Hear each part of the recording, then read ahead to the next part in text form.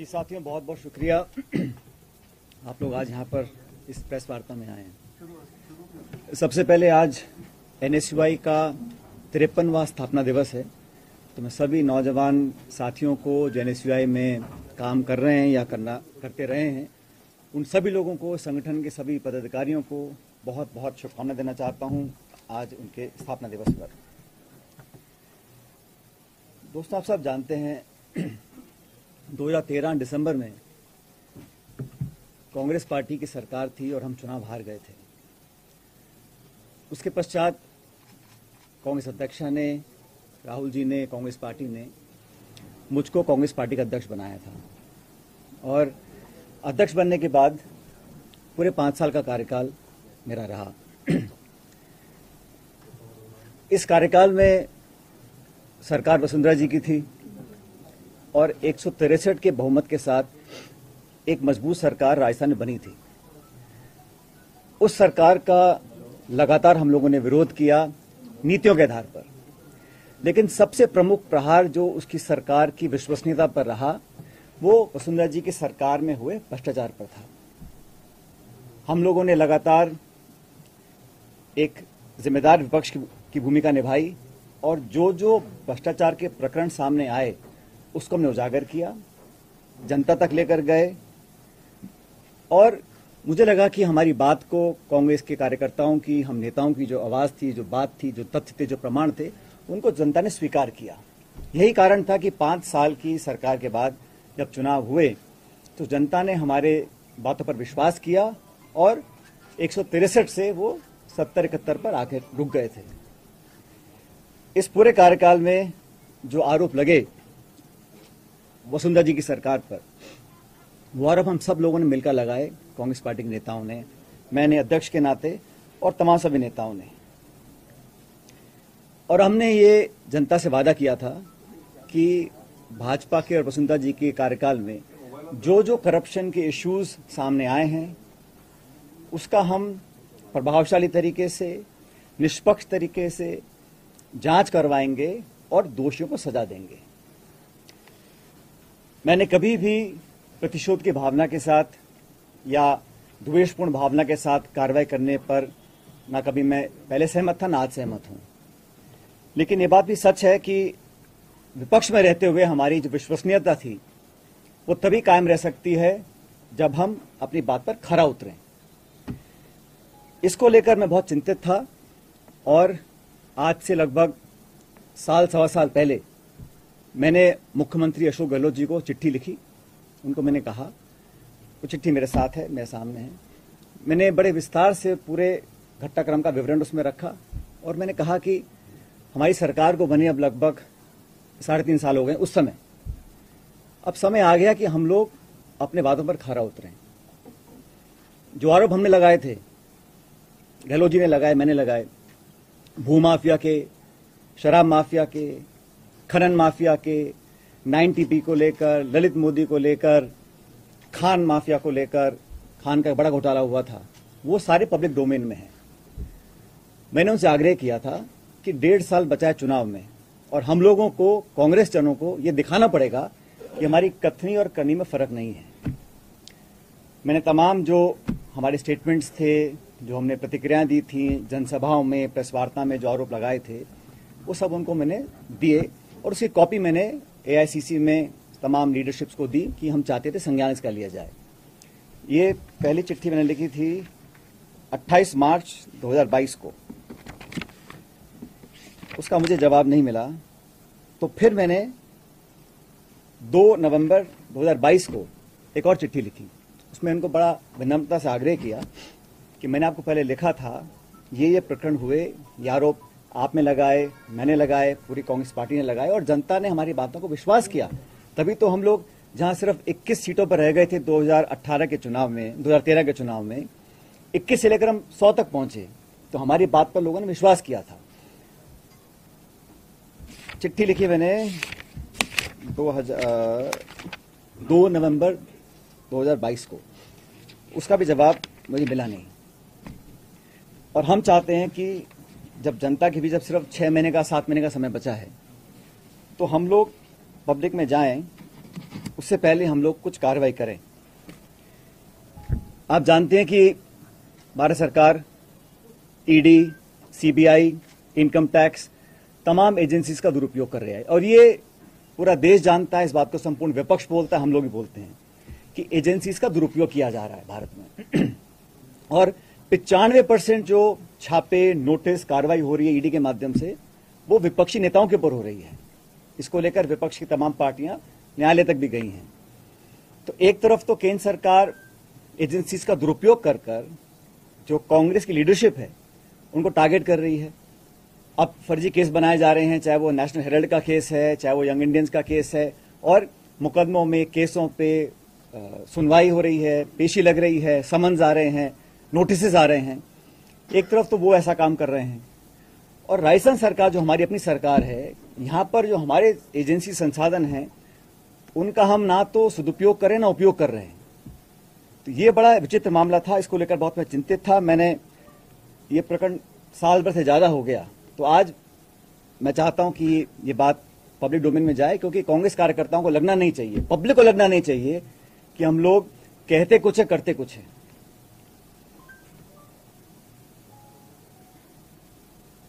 हमारे विरोधी इस भ्रम को फैलाने की भी कोशिश कर सकते हैं कि कहीं कोई मिलीभगत तो नहीं है, क्योंकि कांग्रेस के पिछले कार्यकाल में भी जब हमने 22,000 करोड़ का घोटाले का आरोप लगाया था, उस समय कांग्रेस सरकार ने भी एक माथुर आयोग का गठन किया था।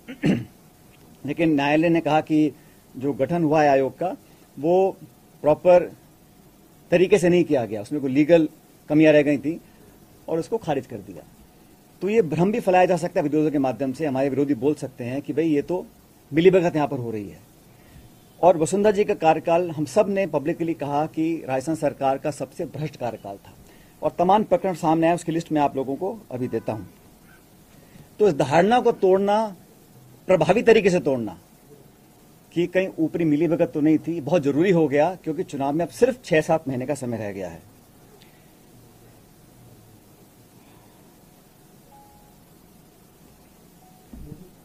अभी चिट्ठियां मैंने लिखी हैं, इसका जवाब हमें मिला नहीं। और जैसा कि आप जानते हैं कि जब ये खान घोटाला हुआ था, 45,000 करोड़ रुपए का आरोपन में लगाया था सरकार के ऊपर, और हमने मांग की थी कि इस घोटाले की जांच सीबीआई से की जाए। 4.5 साल बाद भी इस जांच को सीबीआई को नहीं दिया गया। और ललित मोदी कांड हुआ था, उस समय हम सब लोग, माननीय अशोक गहलोत जी, मैं, हम सब नेता जो कांग्रेस पार्टी के थे, हम गवर्नर के पास गए, राष्ट्रपति के पास गए, ज्ञापन दिया, सीएजी के पास गए, सीबीसी के पास गए और तमाम एजेंसीज को कहा इसकी जांच की जाए। तो आज जब 4.5 साल, 4.25 साल पूरे हो गए सरकार के, कांग्रेस सरकार के, तो भ्रष्टाचार, करप्शन के ऊपर जो हमारी एक नो टॉलरेंस पॉलिसी है करप्शन को लेकर, उसको और पुख्ता करने के लिए हम चाहते थे एक विस्तारित, पारदर्शी और प्रभावी कार्रवाई करी जानी चाहिए। अभी तक वो कार्रवाई करी नहीं गई है। और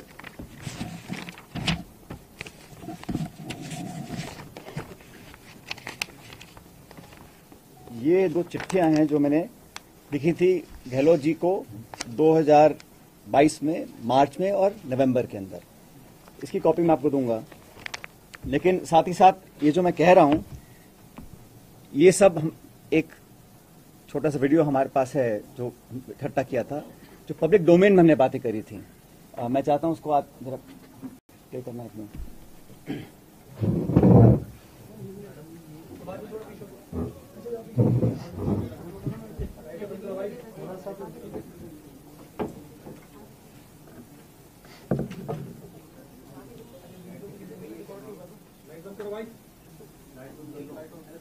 उनसे छिपाया जा रहा है। इसका मतलब ये होगा कि अमित शाह जो उनके अध्यक्ष है, वसुंधरा जी उनको सही शिक्षा नहीं दे रही है। एक तरफ तो लोकपाल को भेज रही है फैसले खानों के आवेदन को रद्द करके, और फिर भी इनको फैसला नहीं दिख रहा है अमित शाह साहब को। और दूसरा जो 2.5 करोड़ में पकड़े गए हैं, उनके लोग जेल में बैठे हुए हैं, फिर भी नहीं दिख रहा वो करप्शन। मॉरिशस से पैसा आया है, ईडी जांच शुरू कर रहा है।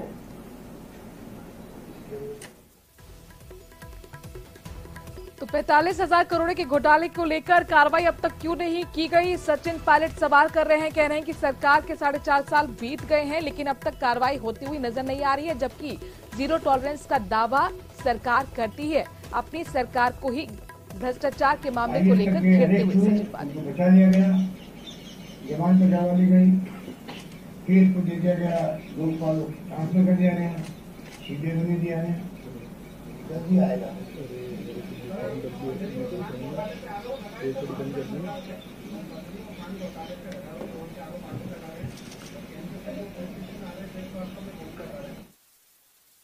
तो पिछली सरकार में यानी कि वसुंधरा राजे सरकार में जो भ्रष्टाचार के मामले उजागर किए गए थे, आखिरकार उन पर कार्रवाई गहलोत सरकार क्यों नहीं कर रही है, ये सवाल कर रहे हैं सचिन पायलट। 11 बजे प्रेस कॉन्फ्रेंस उन्होंने बुलाई थी, हालांकि थोड़ी देरी से शुरू हुई लेकिन भ्रष्टाचार के मामले को लेकर अपनी ही सरकार को घेरते हुए नजर आ रहे हैं। पूछ रहे हैं कि 4.5 साल का वक्त बीत गया है, आखिरकार अब और कितना इंतजार करना होगा? जरूरी है कि सरकार की विश्वसनीयता बनी रहे, जरूरी है कि जो हमने कहा हम उस पर खरे उतरे, उसके लिए कार्रवाई होनी चाहिए। अपनी ही सरकार से पूछ रहे हैं कि 4.5 साल का वक्त बीत गया है, आखिरकार जो 45,000 करोड़ का भ्रष्टाचार का खुलासा हमने विपक्ष की भूमिका निभाते हुए किया था, आखिरकार उसमें कार्रवाई क्यों नहीं हो रही है?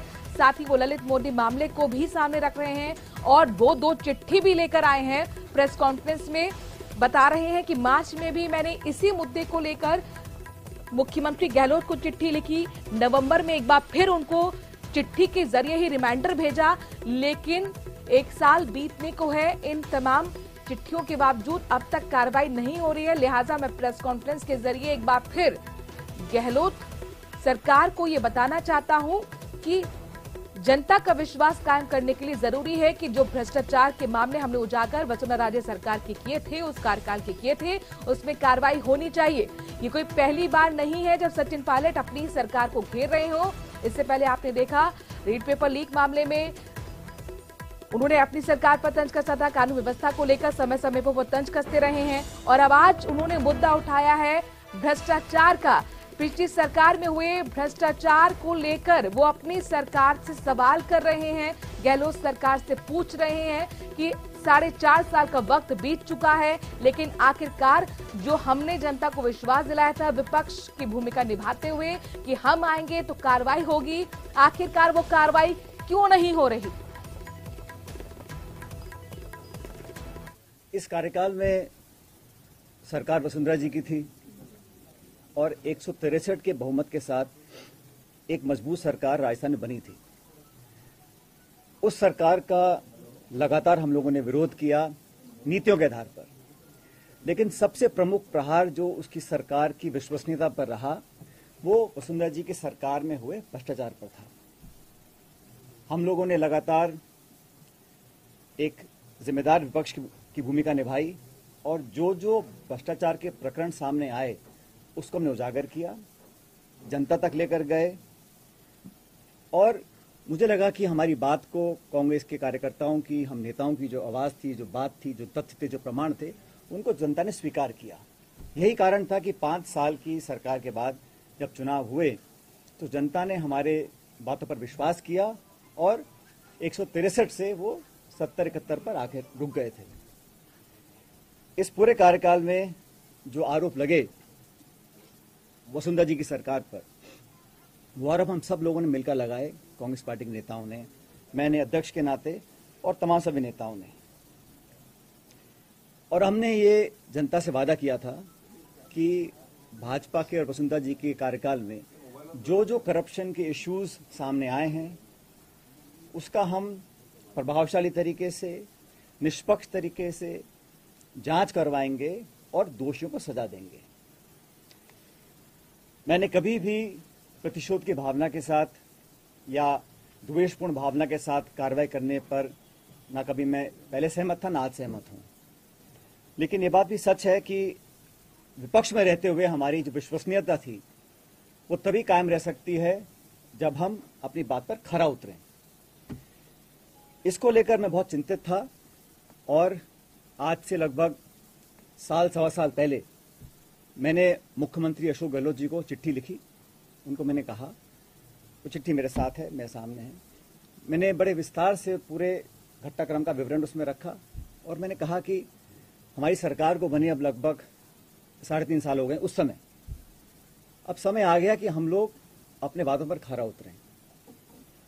जो तो सचिन पायलट को आप सुन रहे थे। एक बार फिर देखिए, उम्मीद की जा रही थी कि हो सकता है कि जिस तरीके से हाल ही में इंटरव्यू के दौरान मुख्यमंत्री गहलोत ने जो स्टेटमेंट सचिन पायलट को लेकर दिया है उस पर वो जवाब दे सकते हैं, लेकिन इस बीच यहां पर सचिन पायलट प्रेस कॉन्फ्रेंस कर रहे हैं और पिछली सरकार में जिस तरह से जो भ्रष्टाचार उजागर विपक्ष की भूमिका में रहते हुए कांग्रेस ने किए थे उन पर कार्रवाई की मांग सचिन पायलट कर रहे हैं अपनी